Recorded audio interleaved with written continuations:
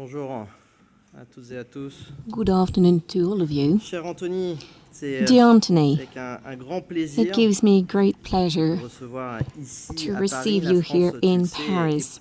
est As you know, profondément France is attachée deeply à attached l'alliance to the alliance avec, that les unites États-Unis it to the d'Amérique dans le United cadre States de of l'OTAN, America dont nous within the célébrons framework d'ailleurs of NATO, 10e anniversaire et as we're aussi dans le celebrating cadre, its évidemment, de nos 75th relations anniversary, bilatérales. as well as in the Pendant context of our presque bilateral deux relations. siècles et demi, For some 2.5 centuries, we've always stood together in all fights with the United States of America for freedom.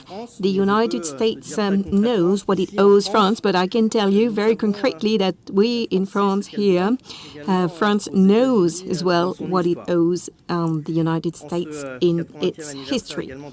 In this year of the 18th anniversary of D-Day, we will have other opportunities to say it forcefully, to celebrate the friendship between the United States and France on the 8th of June.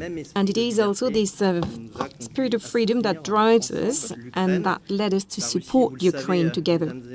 As you know, ladies and gentlemen, for 2 years now, Russia has been waging an unjustifiable aggression against a free and sovereign country. And not content with oppressing his own people, Vladimir Putin is trying to subjugate the Ukrainian people. But there are two obstacles that have been preventing him from doing so for 2 years now, and which are making his war failure for Russia.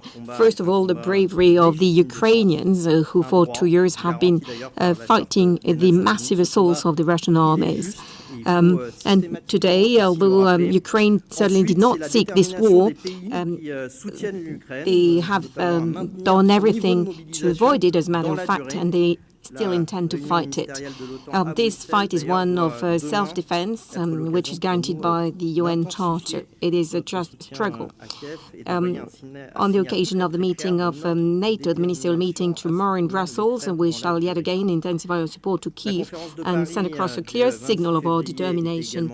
The conference held in Paris on the 26th of February was a clear step to that effect, and we're concretely implementing the decisions taken within the context of a number of coalitions that cover the needs of Ukraine. Together with the United States, dear Anthony, we are co-chairing the coalition on artillery, within the framework of which we are implementing part of our initiatives. In order to weaken this support, Russia, and I said it on many occasions here at press conferences, Russia is resorting to lies and to manipulating our public opinions.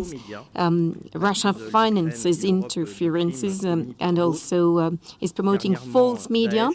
It accuses Ukraine and Europe of crimes committed by others, recently Daesh. And it is a crude way of concealing the fact that Russia has chosen the wrong enemy by ignoring Islamic terrorism on its territory.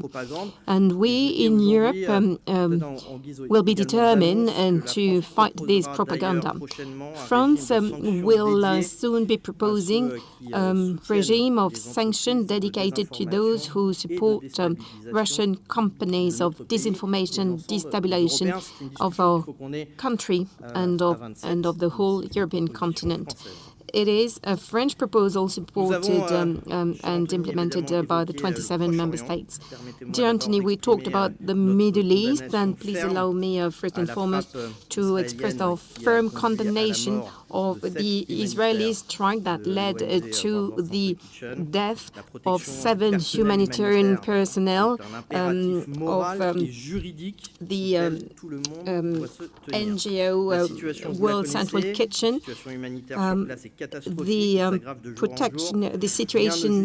humanitarian situation is disastrous and is worsening day after day, and nothing justifies such a tragedy. In this context, all decisions taken by the Security Council shall be implemented, including Resolution 2728. And what does it say? Well, it says that all hostages must be released immediately and without conditions, that all civilians must be protected and that massive humanitarian aid should be delivered. And in this context, I had the chance to present the French initiatives at the Security Council to the General Secretary. We need to work on a two-state solution based on just and sustainable peace between Israel and Palestine, based on security guarantees on both sides. And I have found our discussions to be constructive. And over the next few weeks, I will continue to work and advocate all of this with all the stakeholders in the region and the permanent member of the Security Council. We shall also avoid any regional escalation. I have in mind Lebanon. France made proposals that were favorably received by our Lebanese partners, and I will continue to talk to all interested stakeholders. And all stakeholders shall prevent any escalation. We also talked about the war in Sudan. This is one of the worst humanitarian crises in the world. And on the 15th of April, we will organize a large humanitarian conference in Paris, co-chaired by France, Germany, and the European Union. We need to mobilize in order to work on this major crisis, which is being forgotten by the media and the political leaders. And I know I can count on you and on the United States, State Antony, to promote and make sure that this conference is a success for the people in need. Lastly, we talked about Armenia's territorial integrity, which is being challenged by Azerbaijan today. And let me tell you how worried we are, given the fact that the rhetoric of Azerbaijan is getting out of hand. And we see an increasing number of fake news as well coming from Baku. And they tend to blame Armenia for the responsibility of an escalation, even though Armenia is probably the only one willing and trying to avoid it in this part of the world. And I can see in all of this propaganda many common elements if you look at what is Russia is imposing on Ukraine. And dear Antony, I think we shall pay extreme attention to that 6 months ahead of COP29 in Baku. Dear Secretary of State, this is a short introduction. I'm looking forward to further discussing these matters in Brussels and in the coming weeks. There is so much we still need to do so that the values, which are founding values for both our countries, can prevail around the world. Dear Antony, thank you for these discussions. I'll now leave you the floor, and once again, thank you very much for the quality of our discussions.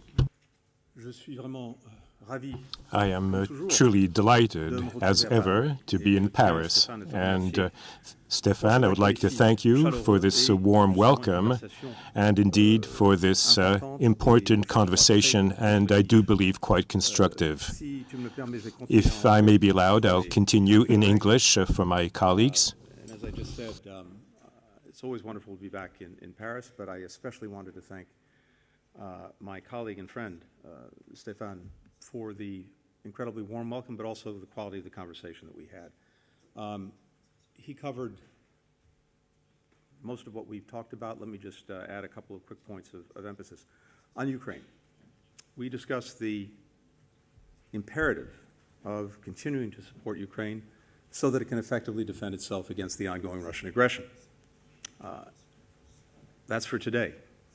But also to make sure, through the work that we're doing, to help Ukraine build a strong military for the future, to attract private sector investment so that it builds up its economy, and to continue to strengthen its democracy, in particular by moving down the accession path toward the EU, we are ensuring that we will have a Ukraine that stands strongly on its own feet, militarily, economically, democratically. And that's the single best response to Putin's aggression. France has been a remarkable leader in this effort, both in making sure that Ukraine has what it needs to defend itself and also working to set it up for the long term. It's been a leader in burden sharing, billions donated in military and economic assistance to Ukraine, but also rallying other countries, using its leadership to bring others along. We also see this leadership in the enforcement of sanctions and export controls to limit Putin's war machine. We are working day in, day out to effectively prevent the transfer of weapons and materials to Russia to fuel that war machine, to fuel its defense industrial base, including from Iran, from North Korea, and from China, something that we discussed today. This is not only a threat to Ukraine, it's actually a threat to European security as a whole. And so there's a strong interest on the part of France, on the part of all European countries, to do everything we can to prevent the ongoing bolstering of Russia's war machine. Part of our shared challenge, too, is making sure that we are continuing to build up and energize our defense industrial base. Earlier today, I had a chance to tour a factory where munitions are being produced. These munitions, French munitions, American munitions, munitions coming from other parts of Europe and well beyond, have been absolutely essential in ensuring that Ukraine could stand up against the Russian onslaught. We have to build a stronger allied defense industrial base that's capable of meeting the challenges of today, but also future challenges. And that's also one of the reasons why it is essential that the United States Congress pass President Biden's supplemental budget request as soon as possible, indeed, when it returns from its recess. That would further turbocharge our own defense industrial base while creating more good jobs in the United States. As Stéphane said, we also spent some time talking about the Middle East. We've been grateful for France's partnership on the crisis in the Middle East, and indeed working together to prevent the conflict that we see in Gaza from spreading to other parts of the region. Both of us agree on the need to get to the quickest possible ceasefire, to allow the release of hostages, to enable the surge and sustainment of humanitarian assistance. As I mentioned, we're coordinating closely when it comes to Lebanon and trying to prevent any spread of the conflict there, finding a diplomatic way forward. We're also working together on creating a path to a more durable and lasting peace, with security guarantees and political guarantees for Israelis and Palestinians alike. Let me also reiterate what Stéphane said about the attack on the World Food Kitchen members, World Central Kitchen, excuse me. First, I can only say that for so many of us, we extend our condolences to the loved ones, to the families, the friends, the colleagues of those who lost their lives, as well as those who were injured. I spoke to Jose Andres just about a week ago about the efforts that World Central Kitchen's engaged in Gaza, as it is in many other conflict zones around the world, including in Ukraine. They have been doing extraordinary, brave work, day in, day out, and critical work to try to make sure that people in need get what they need, starting with the most basic thing of all, food to survive.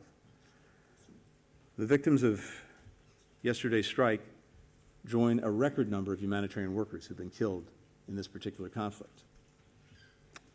These people are heroes. They run into the fire, not away from it. They show the best of what humanity has to offer when the going really gets tough. They have to be protected. We shouldn't have a situation where people who are simply trying to help their fellow human beings are themselves at grave risk. We've spoken directly to the Israeli government about this particular incident. We've urged a swift, a thorough, and impartial investigation to understand exactly what happened. And as we have throughout this conflict, we've impressed upon the Israelis the absolute imperative of doing more to protect innocent civilian lives, be they Palestinian children, women, and men, or be they aid workers, as well as to get more humanitarian assistance to more people more effectively. Finally, let me just say that, as you heard from Stéphane, we touched on a number of other issues. I think what we see is an extraordinary convergence between France and the United States on the major challenges of our time. We're cooperating together to try to ensure a free and open Indo-Pacific. That means a region where countries are free to choose their own path and their own partners, where problems are dealt with openly, where rules are reached transparently and applied fairly, where goods, ideas, people flow freely and lawfully. We're proud partners in the Paris Climate Summit, including joint efforts to advance civil nuclear energy as a greener alternative. Finally, let me just say how grateful we are as well to President Macron for his longstanding leadership on some of the most important cutting-edge issues of the day. For example, all of the issues attendant to cyberspace, uniting governments, private sector, civil society around rules of the road that reflect our shared values and our shared interests. It is, I think, very fitting that we are celebrating two landmark anniversaries this year. The 80th anniversary of the liberation that Stéphane alluded to, as well as the 75th anniversary of NATO, the alliance, the defensive alliance that joins us together. In fact, the 80th anniversary of the liberation is a good reminder of why we decided a few years after the end of World War II to come together in that defensive alliance to help ensure that something like World War II would never happen again, to make clear that countries in the transatlantic space would look out for each other, have each other's backs, and in so doing, make it less likely that aggression would occur. So there's a lot to look forward to in the weeks and months ahead, even as we deal with the challenges of this moment, and I look forward to being back in France to do that. Thank you. Thank you.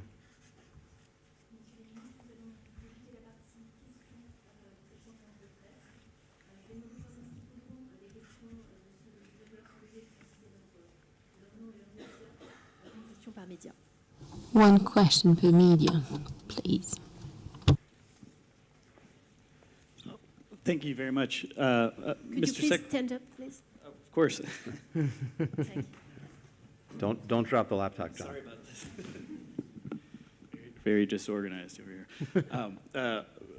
Mr. Secretary, as the leader of the U.S. Department that has approved the transfer of the vast majority of the Israeli bombs dropped in this conflict, do events like the bombing of the World Central Kitchen convoy give you pause about continuing the flood of U.S. weapons into Israel?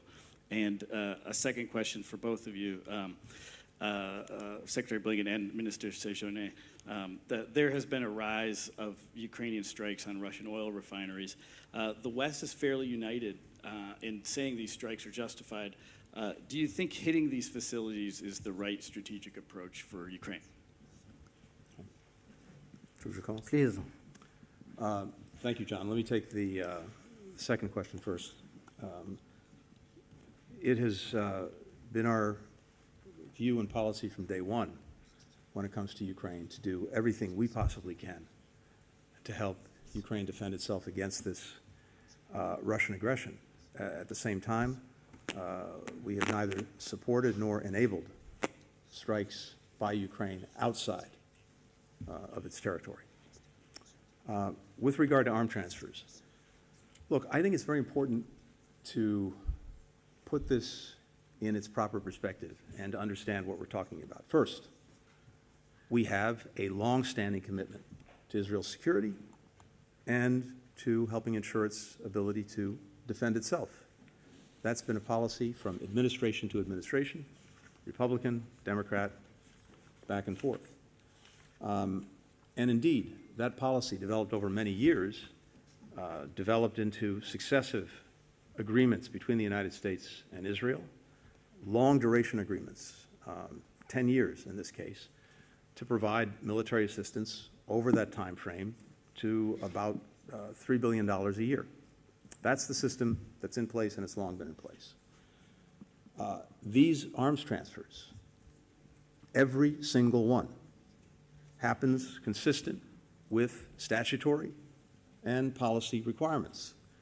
That includes both informal and formal notifications to Congress, and it's what we do with every country with whom we have a defense relationship that involves the sale or transfer of arms. Now, the other important piece of context is this. With Israel, and this is also true with other countries, there are a number of open cases, open requests of previously notified cases which have not been fully fulfilled or completed. In the case of Israel, for example, there are many requests that were made and were notified to Congress and agreed to that go back a decade or more. And it takes time often to produce the material or the weapons in question, the parts, et cetera. These complex systems, simply put, can take years to actually allow us to fulfill the request and the agreement.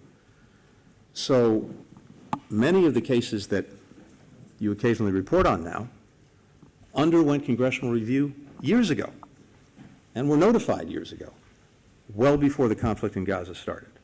Isn't that more of a problem, though, because they were approved in a non-wartime context? Well, the Congress never had a chance. Let me come to that, because again, all of this context is very, very important. We, of course, also go out of our way to make sure that we're actually going above and beyond the law and what's required. In briefing Congress, we go to the relevant oversight committees. We make sure that they're aware of ongoing transfers above the statutory threshold, even ones that they've approved a long time ago. And even when there's no requirement that there be additional notice or additional approval of any kind. Now, we've been focused on trying to make sure that October 7th can never happen again. But having said that, the security relationship we have with Israel is not just about Gaza, Hamas, October 7th. It's also about the threats posed to Israel by Hezbollah, by Iran, by various other actors in the region, each one of which has vowed, one way or another, to try to destroy Israel. So the weapons, the systems that Israel has sought to acquire, and as I said, have been contracted in many cases over many, many years, go to self-defense. They go to deterrence, trying to avoid more conflicts. They go to replenishment of their supplies and their stocks. So that's the system that's in place, has been in place for a long time, and one that continues. Now, as to the conflict in Gaza, from day one, we have worked to impress upon Israel the imperative of protecting civilians, of adhering fully to international humanitarian law, to the law of armed conflict. That is something that we are looking at and review on a regular basis, and that we're engaged with Israel on a regular basis, including as recently as yesterday when we met by video with the Israeli delegation. Merci. Je vais être assez Thank you. clair et direct. I will be quite clear and direct as to the strikes by Ukraine against Russian refineries. This brings almost no comment on our behalf. The Ukrainian people is acting in self-defense, and we consider that Russia is the aggressor, and in such circumstances there is hardly anything else to say. I think you understood me. A question from the French press. Good afternoon, Delphine Twitou, AFP. I have a question regarding the Israeli strike on the consulate. A question for both of you. So about the strike by Israel on Iran's consulate in Damas, I'd like to know whether you fear any escalation in the region. And a follow-up question.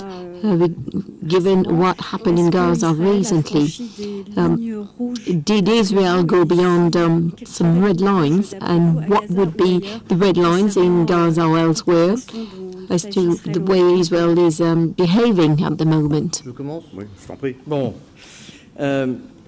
Let me start. Pour être très clair, tout le sens de To notre be action extremely clear, the whole purpose of our action from the very beginning, and I believe the Secretary of State is in the same mindset, it is all about preventing escalation. That's the whole purpose of our action. And there are a number of stakeholders who obviously are trying to expand the conflict in the north of Israel, in the Red Sea. We talked about it, and we already made comments on that here. The strikes against the United States in Syria and Iraq or elsewhere. So the escalation is entirely their responsibility. So I need not qualify things, but only to tell you that the whole purpose of our action is to prevent this escalation, and we will accordingly not comment on what happened.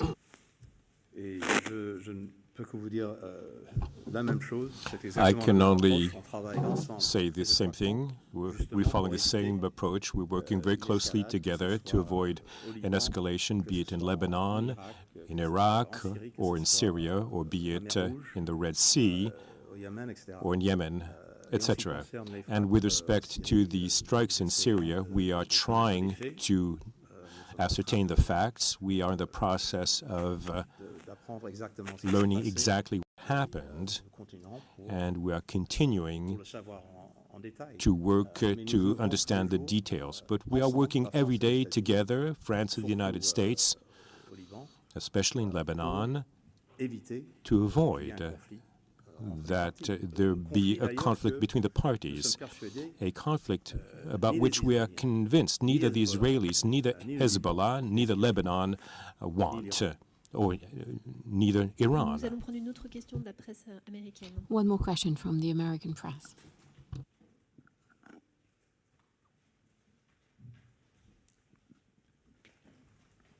Thank you. Hi, Simon Lewis from Reuters. I just firstly wanted to come back to the issue of the World Central Kitchen workers, the 7 workers who were killed by an Israeli strike. I had the honor of actually knowing one of them, Zomi Frankom, and I can testify to her zest for life, kindness, and selflessness that we could see in the work that she was doing. This morning, I've seen an image of her Australian passport covered in blood. It's quite striking. Secretary Blinken, you've been warning for several months about the need for more humanitarian aid to get into Gaza. You recently talked about the near-famine conditions there. This is the reason why these World Central Kitchen workers were there. You've called for an investigation, but this isn't the first time that aid convoys have been hit. This isn't the first time that the Israelis have been taking action that's restricted aid, both going into the Gaza Strip and being distributed. So I really wanted to ask, are you going to do more if this continues? This has continued for months.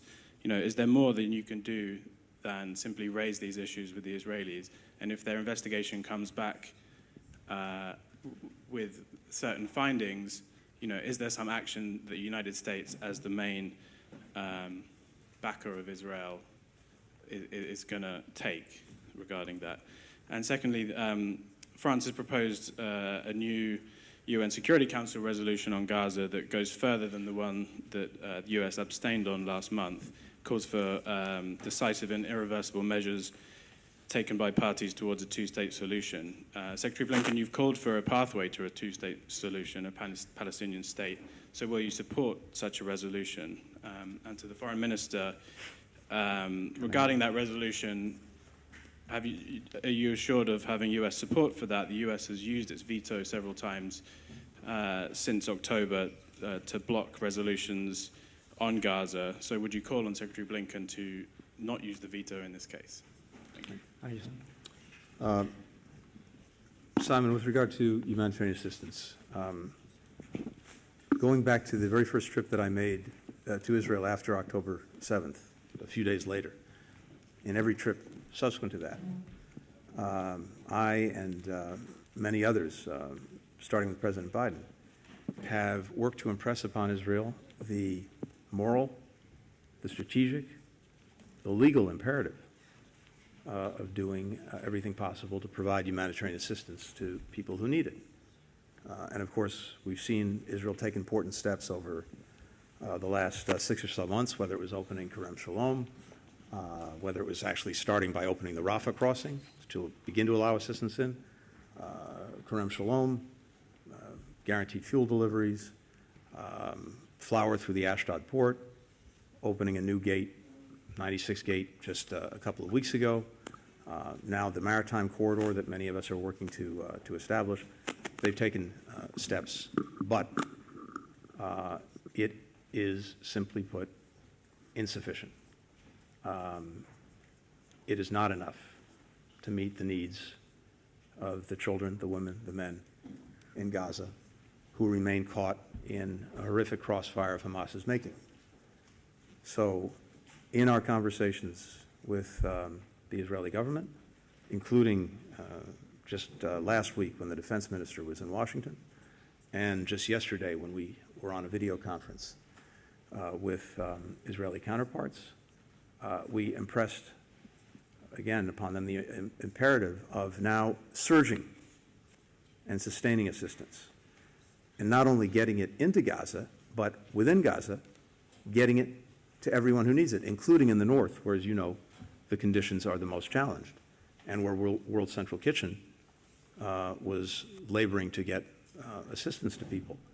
So we and many others, including France, are intensely focused on this, and we are looking very carefully to see that necessary steps are taken to ensure that the assistance needed gets in and gets to people who need it.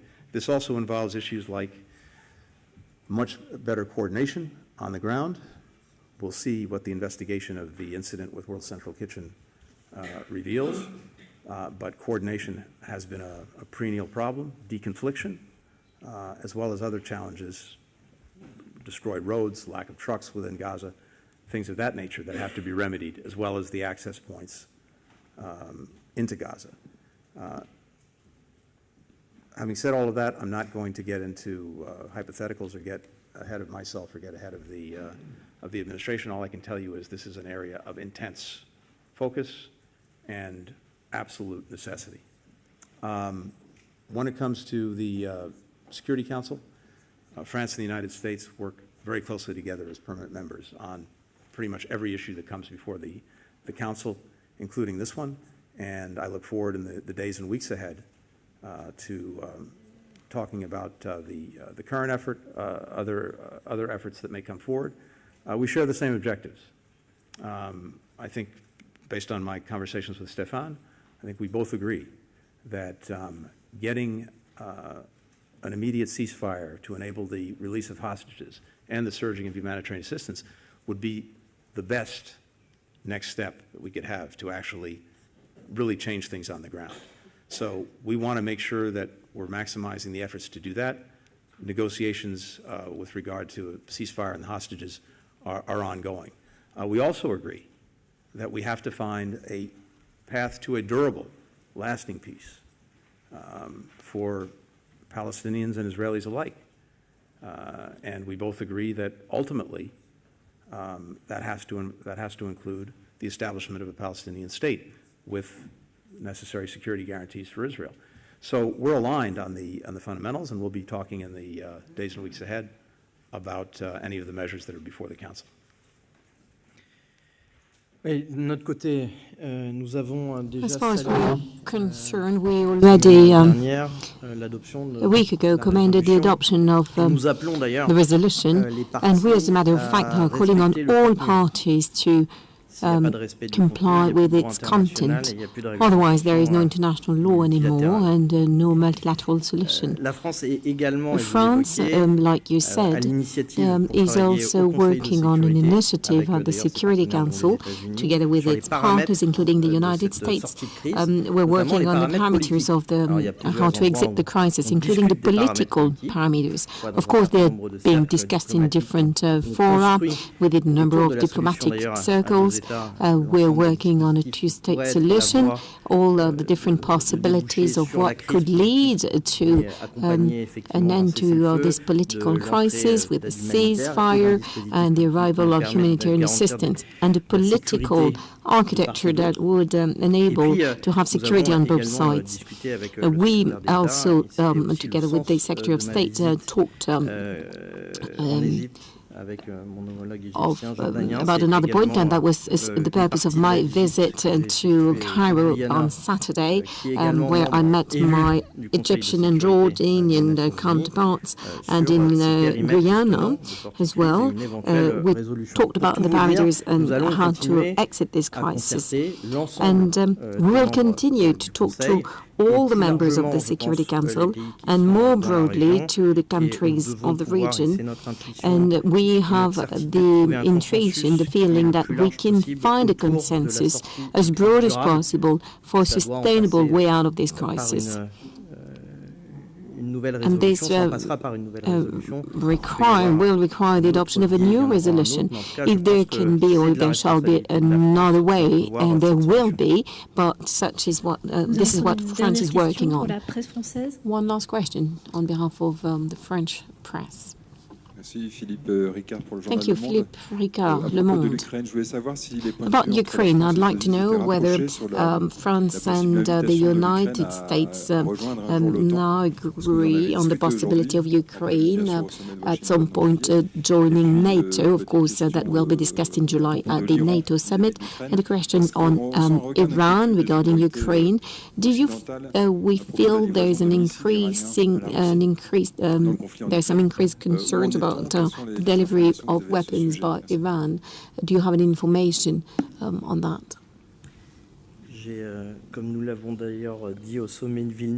Like we said on the occasion of the summit in Vilnius, I believe the member states of NATO share the same point of view. We are supporting the reforms undertaken by Ukraine in order to join NATO, and we shall work in order to prepare this NATO summit, which shall be a summit of unity. This is important, and both France and the United States are attached to this unity on that point. So in the coming hours, in the coming weeks, I believe we will be confirming this unity, and we shall stick to the Vilnius formula, I believe. Yes, indeed. We did talk about the NATO summit and Ukraine, and we'll talk about it in much greater detail in the coming days in Brussels during the NATO foreign ministers meeting. As the Allies stated in Vilnius, Ukraine will be member of NATO. For us, the issue is having a good and clear roadmap to reach this conclusion. And I believe that the NATO summit for the 75th anniversary will indeed be highly focused and quite concretely as to how we can establish this roadmap, or to use another image, the bridge, the necessary bridge to allow Ukraine to become a member of NATO. And with respect to Iranian missiles, which are being sent to Russia and are being used against the Ukrainian people, indeed, we did mention it. We are working together to try to interrupt, at least penalize, any support of this nature, be it from Iran, North Korea, or elsewhere, including China. And this is also something that will be mentioned probably with our NATO colleagues in the coming days. Thank you, Ministers. This was the last question of this press conference. Thank you for attending. Thank you. Merci.